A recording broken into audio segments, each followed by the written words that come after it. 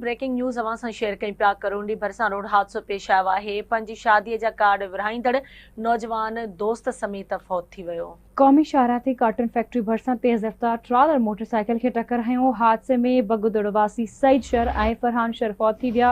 फौती Saeed sir जे आचर ॾींहं ते शादी ॾिठल हुई। वारसनि जो चवणु आहे शादीअ जा दावतनामा विरहाइण वञी रहियो हुयो त हादसे जो शिकार थी वियो।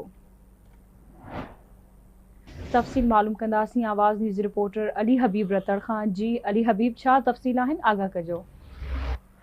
जी बिल्कुल तव्हांखे ॿुधायूं त करोंडी कॉटन फैक्ट्री भरिसां मेरान क़ौमी शाहराह ते अफ़सोसनाक हादसो पेश आयो आहे। ट्रालर जे हेठां मोटरसाइकिल अची वई आहे ऐं जंहिंजे नतीजे में चिपा जी ॻोठ आकिल शहर आहे लाखा रोड जे इलाइक़े जो जितां जो नौजवान आहे सईद शहर ऐं संदसि सौट फरहान शहर मौक़े ते ई फौत थी विया आहिनि। फौती सईद शहर जेको जंहिंजी ईंदड़ आचर ते शादी ॾिठल हुई, जंहिंजा दावतनामा दोस्तनि ताईं पहुचाइण जे लाइ हू लाखा रोड खां पकाचान वञी रहियो हो त करोंडी कॉटन फैक्ट्री भरिसां हादसो पेश आयो आहे, जंहिंजे नतीजे में उहो फौत थी वियो आहे ऐं ॿई जेके हादसे जो शिकार नौजवान आहिनि उन्हनि जा लाश रूरल हेल्थ सेंटर फैज़गंज मुंतक़िल कया विया आहिनि।